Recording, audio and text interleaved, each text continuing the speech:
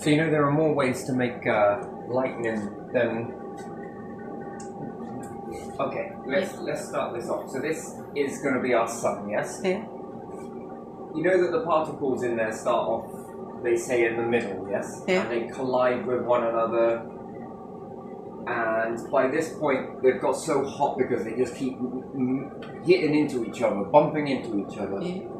And then they eventually come out of the star, but they've been in there for billions of years. Some would say millions of years. Yeah. And then these particles come out, yes? Uh-huh. And when we were talking in the other one about atmosphere, so Venus has lightning. So what did the Russians call it? The electric Dragon of Venus. The electric dragon of Venus, yeah? And that they recorded quite high levels of lightning with the lack of moisture and everything else. Well, inside Venus has also particles, yes? Molecules, whatever you want to call it. In its atmosphere, yes? Mm-hmm. This is what makes up atmosphere. It's not empty nothingness. There's lots of particles there. Mm-hmm. Then, when one of these particles from the sun, or multiple of these particles, smash into it. This is why Earth is moving into this trajectory. Mm-hmm. These particles begin to because there's so much energy in these, they start to smash towards one another. And this constant bombardment, because it's closer, or you have a bigger atmosphere. This constant bombardment of particles jostling together is what creates the discharge. And then lots of this happening, which then bumps these other particles into one another, and it starts acting like the sun. Yeah. It starts crashing them into each other and gets all of the particles moving, plus with the planet's rotation.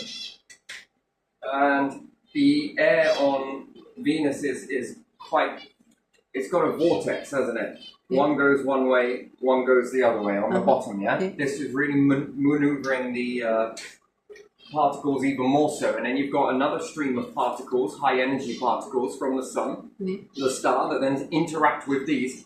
This then causes if you will, a static discharge, and it builds up because it's closer to the star, and it has to discharge, and this comes in the form of lightning. So Earth has got the same process.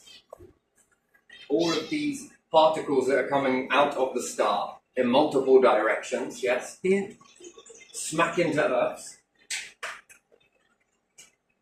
And if Earth has a lot of different, elements, so we got hydrogen, helium, ozone, oxygen, carbon, nitrogen, and also there is carbon monoxide. So anyway, if you want to think of it like that, each of these make up our atmosphere, and there are many others as well. Yes, some of these are deflected, but most come in. And when they start to interact with the others, this can also cause lightning. Yet, Earth is further away than what Venus is. Most of the lightning that we get and experience in storms, usually people will say it's because of moisture and this, that, and the other. But actually, it's the moon. The moon is pulling up, and it's lifting it's pulling the crust. It's very close after all. And because it's this constant squeezing and letting go and squeezing and letting go, I don't think the tides are quite all that the moon is pulling the water. But if you can think of that, you've got aerodynamics going on, where you've got weather systems, weather patterns going in one way. This is moving. And then if you think about it, water, if moon is influencing water, which I think it's actually influencing the crust, and the water is responding to this lifting. If you think about it, if you had a slight peak here, the water is going to move away. And then once it maneuvers round, it's going to create this bulging effect, plus the star, plus Venus, plus Mars, plus Jupiter. All of this stuff is moving most of the planets and squeezing in. This is what causes the storms, because as it's pulling it, things have to move, and the atmosphere is being bulged as well, and it's lifting the crust. If it didn't do this, we wouldn't have a molten core.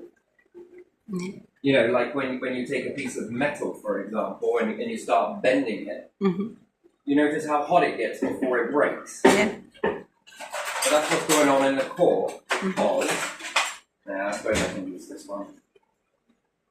This is the core, right? And as this moon is pulling it this way, this is interfering with it. So's Venus, and so's Mars, and so's Jupiter, and the others. When you're constantly squeezing the core back and forth, back and forth, this is getting very hot now. This is going to begin to break. But if I could do this as one whole piece and be able to pull it in this sort of way of stretching and squeezing, this will become molten, and it will be very hot, and it will begin to get aggravated by that. Therefore, you have a lot of heat. This drives magnetic field. Without the moon, this buckles. When that buckles, larger effects happen on the planet. Lose your moon, and that's it. It's game over, pretty much. Anyway, another thing is, if you start having a more puffier atmosphere, and there's also discharge from static that also causes lightning, right? So the closer the moon, the more the friction you get. And this more friction, the closer it is, causes more amps. The amps go up. And it can go beyond anything you can understand. If you think that you need water and different things and moisture and all of this to create lightning, it's not true. No. Mars's process, it has lightning, but this comes with particles that you can see. So if we take Mars, for example, you can't, because you're born in the planet, you can't see what's going on.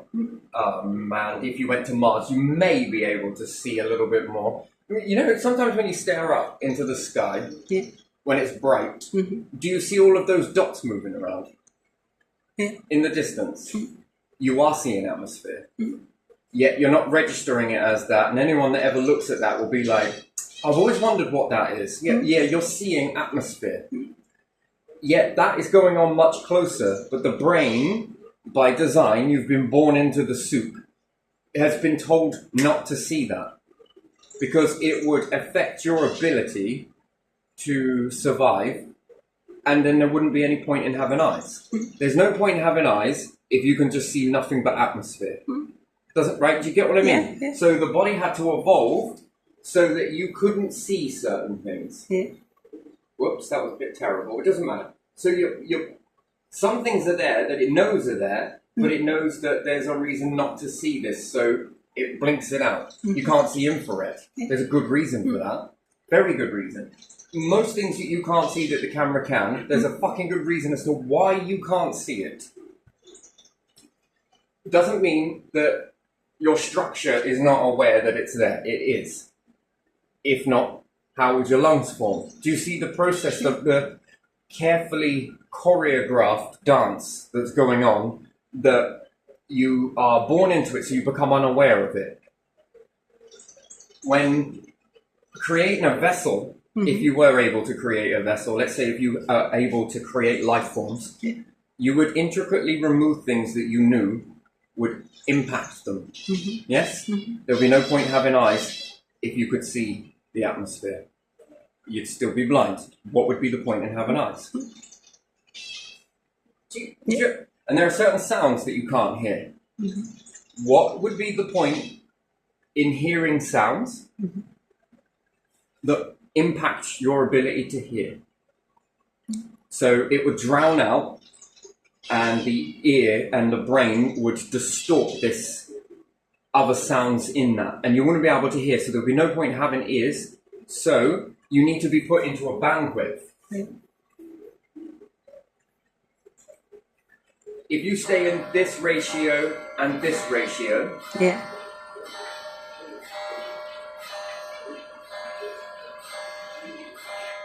you have an ability to hear these things in here. If you could hear all of this stuff that's going on, and it goes on beyond what I can draw, you perhaps wouldn't be able to hear this, because it would just be an overall noise. And when you understand that the brain would have to sort and process all of this stuff at the same time, and it would become very hard to hear things that are important to you, such as what are ears really for? What are eyes really for? Well, survival. So that you can hear, you can eat. If you can hear it and track it down by your hip. What about your eyes? You could see it, the tracks, the trails, things from like droppings, and and you can see something move over. Oh, interesting. Then you're able to eat. Therefore, survival. That creates survival. If you could see nothing but atmosphere, then you're technically blind. If you can hear all of these other sounds going on, you can't focus in on them because there's too much going on. Musical instruments is another way. Just have loads of people playing musical instruments. They're all different frequencies and different noises and different levels and all out of tune and out of sync. That's how you would hear if you could hear everything. Now try and hunt with all that noise. Try and pick out something else. Try and hear a bird chirp whilst all of this is going on at different levels, at low, high, and everything else. It becomes noisy. If you take a computer and add all of this different noise sounds in and then listen to it, try and pick out the smaller stuff that's a bit more aligned to you. Do you understand what I mean by that? So it makes sense to remove the background noise and leave you focusing on here. Sight is another one. If not, you will be deaf and you would be blind. And then what would be the point in having eyes and ears? Okay, there you are. So with Mars, you can see atmosphere in a different way. You would look at it as dust. When there's a dust storm covering Mars, what are you able to see? Nothing. Yeah, it's all orange, isn't it? Everything is, you cannot see anything, right? And in this dust, you would think of that as atmosphere if you could see it. That's how it would look. It makes no sense to you seeing it. Fish are slightly different. They see a lot more clearer in water than anyone would ever give them credit for. But again, best guess, I suppose.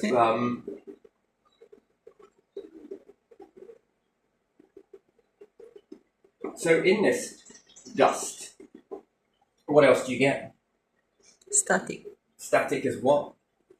Electricity. And electricity is exactly the same as lightning. Everything has its own version of lightning. So if you could see the atmosphere, that's how it would appear. If you could see all the, are they called particles? Could I call them particles? Would that make sense? If you could see all of that, could you imagine? That's like being in thick fog, but it's not like thick fog. It's more like dust and debris. And if you could see all of the individual particles, being gases, molecules, and different things like that, if you could see it all, you wouldn't be able to see anything. Then try and pick out your meal. Essentially, you might as well not bother having eyes. You might as well work on vibration, which would be sensing. But again, if you could feel all vibrations, you would then be able to feel all of the air pushing onto you and the tremors in the ground. And again, you'd need to be limited to a frequency, a bandwidth of that, and it would be rather small bandwidth.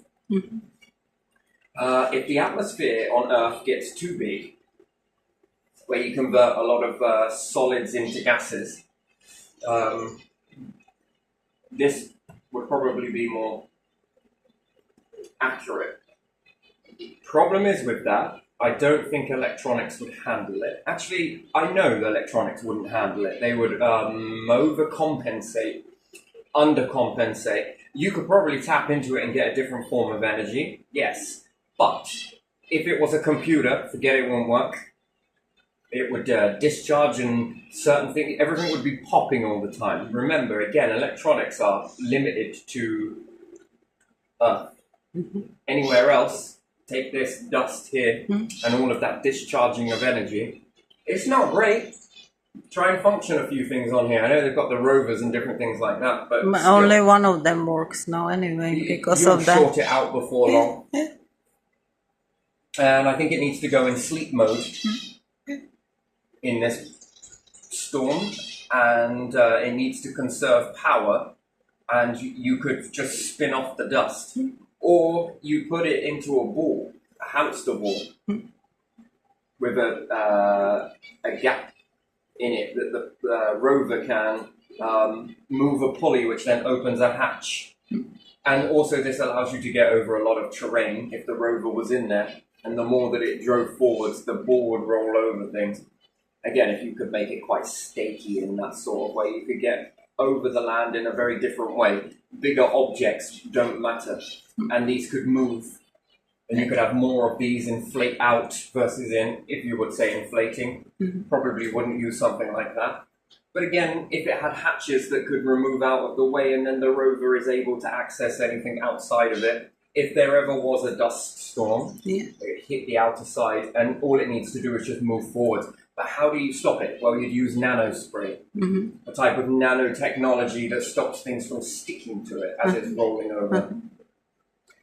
And in that, you can keep the probe solar panels in there, protected at all times without them getting grit and dust. Because after a while, this will erode. Because it's sand. It's actually like sand blasting. And then this scratches the panels. And this scratching of the solar panels, I don't know if you've ever noticed that. If you sandpaper, that's basically what's happening. You are sandpapering the solar panels and they become not as good. In some cases, they become really good. But in other cases, not so great. You know, you can utilize things like this. And Jupiter is even more interesting. Again, people would say that there must be moisture there, water, oxygen, and all the rest of it with the hydrogen. No, again, it's really big. And the star is pumping out a lot of, this is basically just what it's doing. It's jostling neats. They're getting really hot. They're bashing into one another, bouncing off another, bouncing off another, bouncing off another. And then when they do finally come out, in multiple of them, I mean, there's so many. And Jupiter being a lot bigger, this interacts with Jupiter, and there's a lot more of it to start smacking into. And at the end of the day, I think these particles want to reach the ground. It's a bit like you've got micrometeorite. You want to think of these as nanometeorites. This stuff. Constantly shooting out these particles begin to expand the planets. Interesting, really, isn't it? Yeah, depending on what the star is doing at the time. And Jupiter, again, it's related to moons. And I think it's Io that is equivalent to 3 million, or is it 3 billion? I think it's billion. 3 billion amps. And again, that's a lot. So if there was any moisture on Jupiter, it's all but long gone. Remember, the moon being too close, you'll puff your atmosphere because it will separate the oxygen and the hydrogen from the water. It's not just that. There are other factors that play away. The oxygen would then convert into ozone. So you would have a thick ozone layer. Once lightning has finished removing your water, moisture, it will then start going on to create ozone. Because oh wait, no. Ozone is O3. Yeah, I understand O3, but let's say you have oxygen, yes. So let's say you have H2O, yes. That then converts into oxygen and hydrogen, which would be the gas, which makes sense.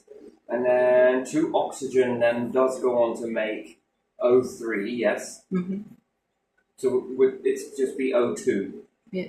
No, that's water, isn't it? H2O. No, O2 is oxygen It is on oxygen. its own. Yeah. Okay, I don't know why I'm questioning myself on this. It's probably because I'm thinking multiple steps ahead. H2O turns O2, yes, plus hydrogen, yes. But again, you can see the hydrogen. Technically, you can't. You know what I mean. You can see the expansion of the hydrogen, and the hydrogen is the most abundant gas. Yeah. So on Earth, you could imagine Earth turning into a Jupiter. If you knocked off the water, that would create more hydrogen. The oxygen would then go into making ozone. Because lightning hitting into once you've separated your gases, Mm. I'm not sure whether the hydrogen would start going up in ratio. Could you then get hydrogen 3, hydrogen 4, hydrogen 5, hydrogen 6? And again, can that be from lightning? I don't know. I don't know chemistry. Are you binding two hydrogen molecules together? What do you get? So I say molecules. Yeah. I don't want to be perfect, but if you were to take two hydrogen, Yeah. I'm just going to call them H's, Yeah. and you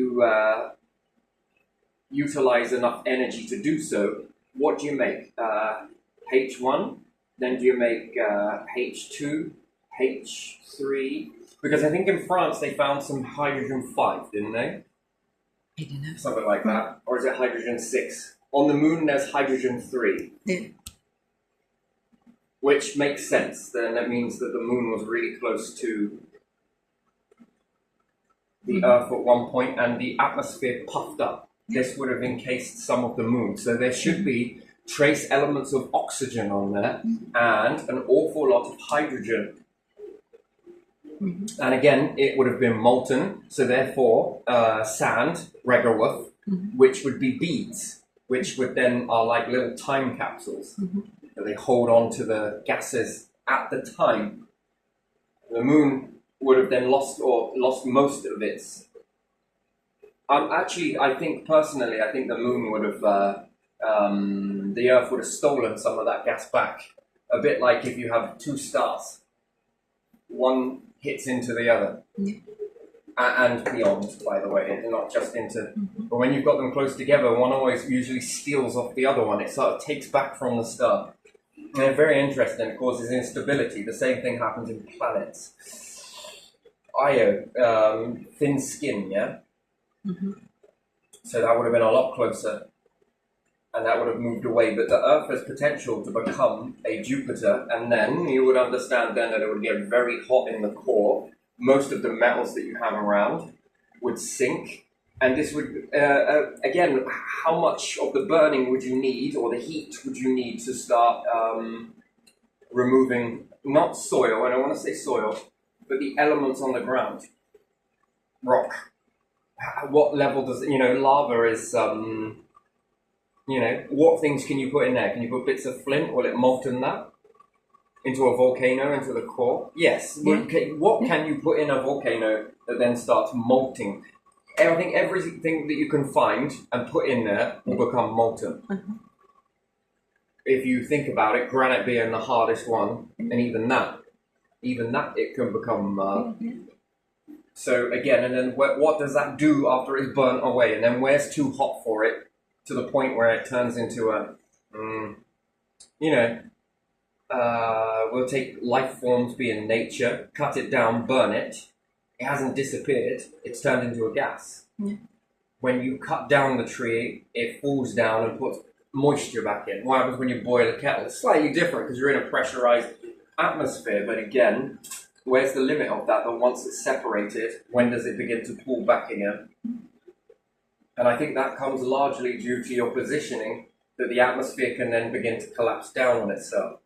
Ice Age. So there must have been a severe ice age back in Earth's history. It would probably show up as one of the biggest black layers you've ever seen in the rock history. You'd have to dig down to find it. It would be a very, very big black layer.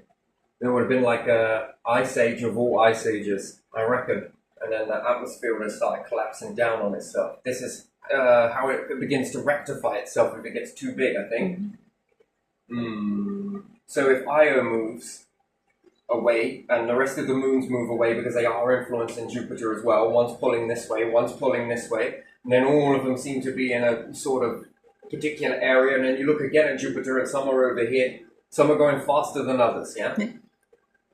And this is multiple directions that core is being squeezed in many different ways, which again adds to the heat. And then it's discharged lightning, so the gases are really taking on a process in there. I'm not sure what the hydrogen would be at, but I'm sure some of this is going to be.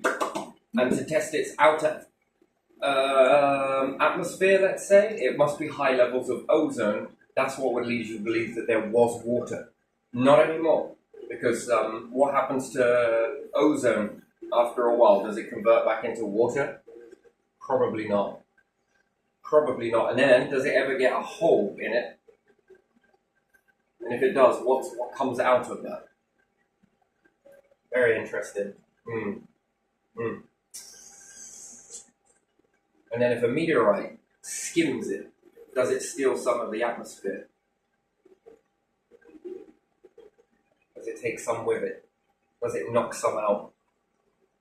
Yeah, interesting. So yeah, with Venus, yep, I believe this is from the Jocelyn.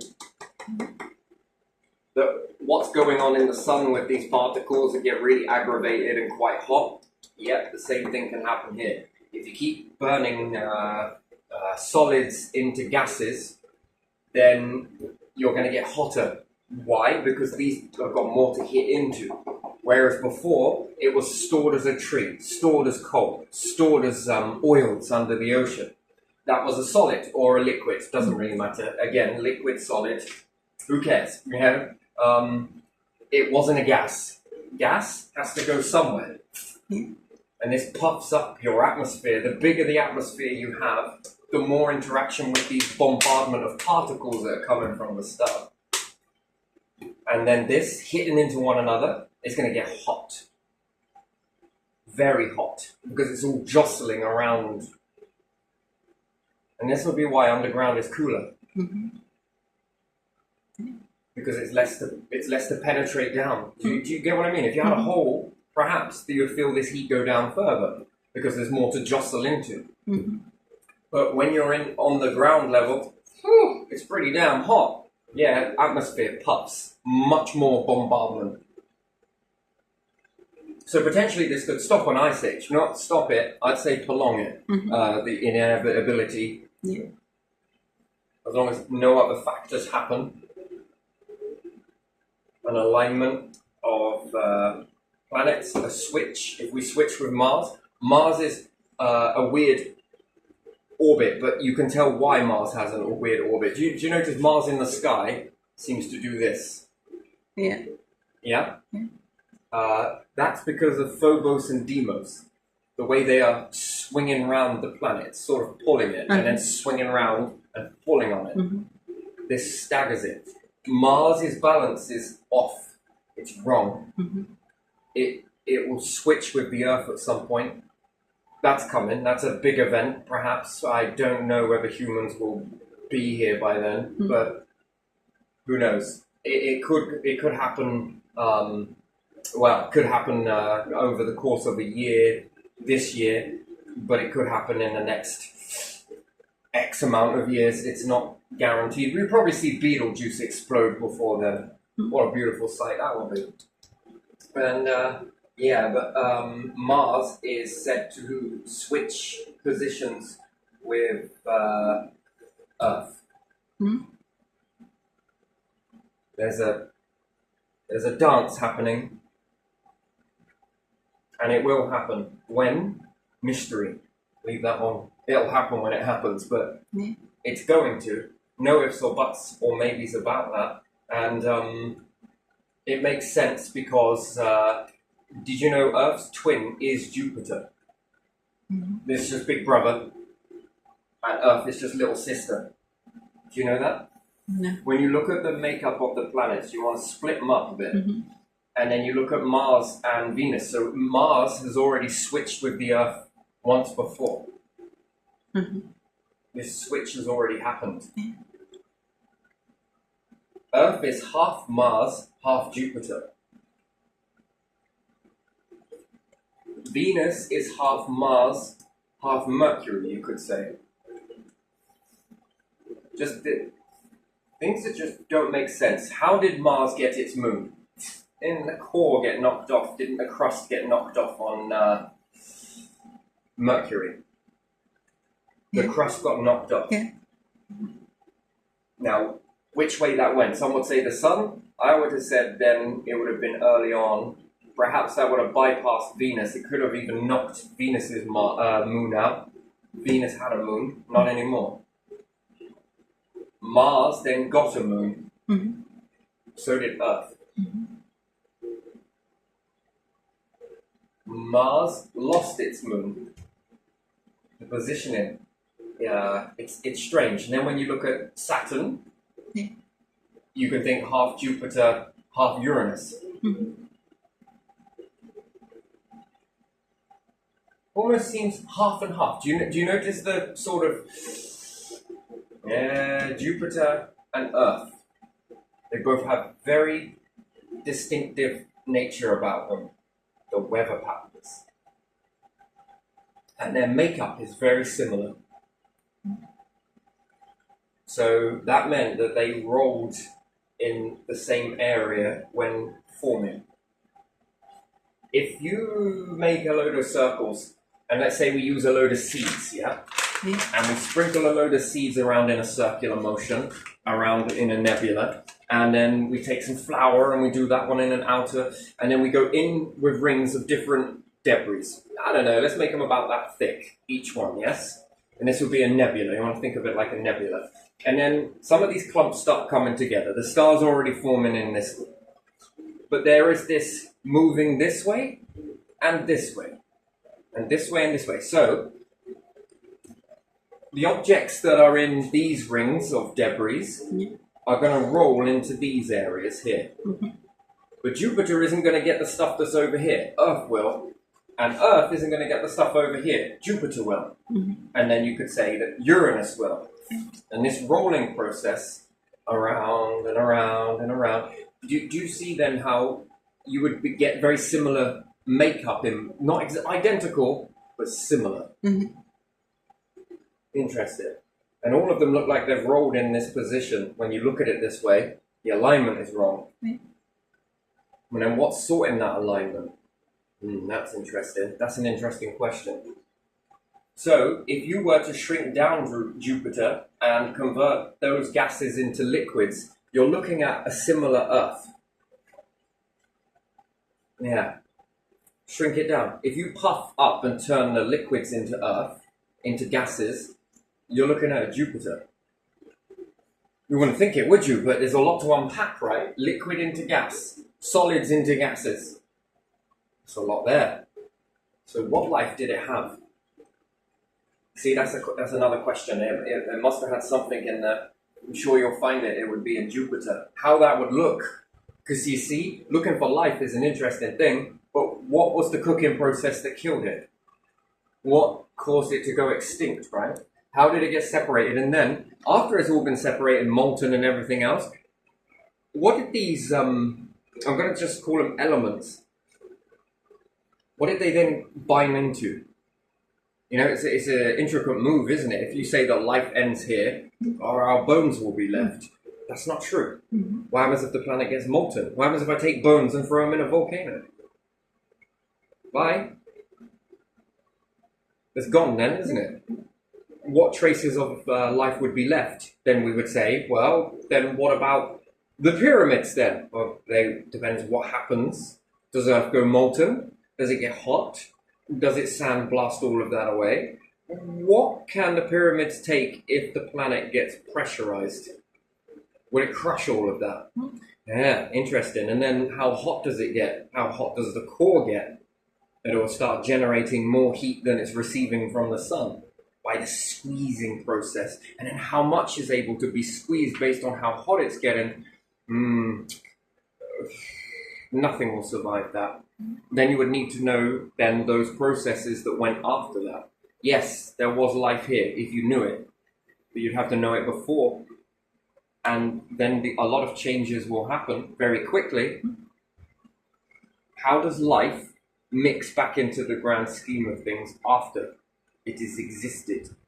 But if you are unaware that it existed without seeing it or finding some remnants, you never know that it did exist, because all of this stuff that we say is permanent actually isn't. And then how does that mix into the soup? And that's a hell of a soup to backpick. And in fact, I dare say it's impossible. I will say that's impossible to find that. There will be no trace. That's interesting, isn't it? That's very sobering as well, isn't it? No trace, nothing. Well, what if they sent probes? Good question. But again, what happened to these probes? Did they end up smacking into something along the way? And then what? Did this hit into something else, which then bounced back into it? Did it fly into a planet? Did it get eaten by a black hole? Did it get to a star? And then, how long ago did they send it? And then what? You rise up in this way, and that probe was sent X amount of billions of years ago.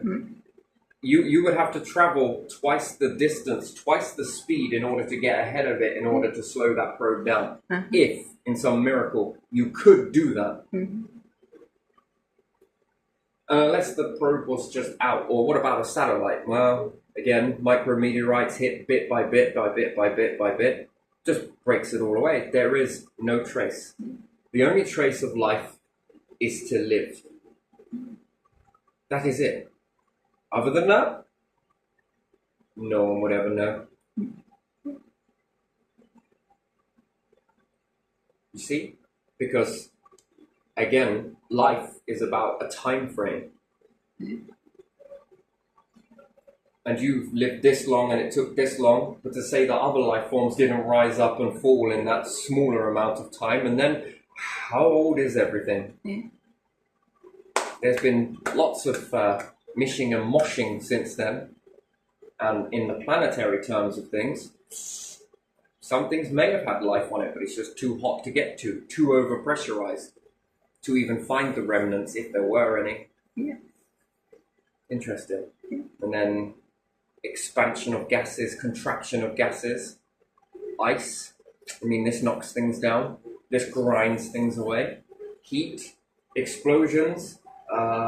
Even if there was life on the moon, let's just say, for example, the amount of shit that has hit into that in over that time before you've even realized yourselves are life forms, that's under a lot of dust. How do you then move that? Well, we're just going dig. It's not that simple. You've grown in Earth's environment and you've mastered it really well. How long would it take you to master the gravity, lack of, on a moon? Or something that takes it with more? By that time, you'd have to go and learn altitude, living in pressurized situations with the species. How long would that take? And then these ones would be very good at doing things in low oxygen, low limited. These ones would be able to do it in high pressure. Again, how many years is that worth of learning? But yet we've all stayed on this bandwidth here. That's an interesting point, really, but, you know, there you are. Did I say too much? No, I think I like that. I like that. The electric dragon of Venus. I like that. That's nice. I like that. That's very good. Yeah. The dragon being the star, yes? Maybe, could be, you know, and then the electric's coming on. Yeah, very good.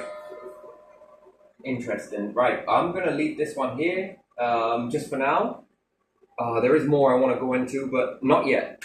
Not yet. Maybe later, maybe tomorrow, who knows. But yeah, I would go with a rule of thumb, this jostling, this particle hitting into one another and bouncing around, and this is discharging energy. And also it's generating heat. So Venus is heat. And again, it's...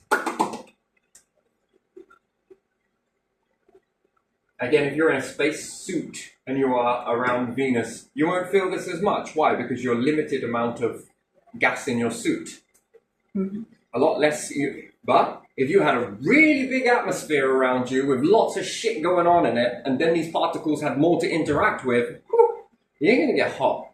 You're going to get very hot. You'll feel it more because you've got more to smack into. And these particles are going in all directions. So, and then CMEs, that's an overdose of it. Northern Lights is a clear activation there. There's, again, that's what you can see. But what you can't see, and what the planet isn't picking up on, you see again a limited bandwidth, just to assume that Northern Lights and it would just go to the poles. Yeah, it's not quite that simple. something's getting in because you can see, we'd say light, which they would be photons, solar panels again. One hits the other, one hits the other, one hits the other. I always wonder what happens if they were in gas with more to hit into and more things to be thrown into this. If you were to surround a solar panel in gases, and then depending on what gases, you could overdose the solar panel, right? Mm-hmm. Because then there's more jostling in. Right, so rather than having a photon hit it, and then another one knock it out, what other bits inside this gas could you put in that it could smack multiple of these in there? A bit like billiards. Rather than hitting just one in a straight line that then hits into the other one, it would be like breaking the first break, yes, where you have them in the triangle, beautiful, and you smack it with the ball and they go. What if you could get photons to do this and smack into more particles that then smack and cause this same discharge? Some are going to be more, some are going to be less. This would end your power thing. So again, what gases could you put a solar panel in? The reverse of a light bulb. It is Edison in reverse, isn't it? Yeah. Well, if you think about it, yeah. They're gases, aren't they? Anyway, yeah, so I'm going to leave that there. Yeah, I'm going to leave it there. I would love to go on to this subject a lot more. I like this. This is good. This is very good. So yeah, lightning in multiple ways, actually. So particles, yes. Dust, yes. Moons, absolutely. Wonderful. And jostling in your own... Again, the movement of water. This is pushing atmosphere. Atmosphere is pushing back on that. Either or. This causes things to move and interact and bump into each other.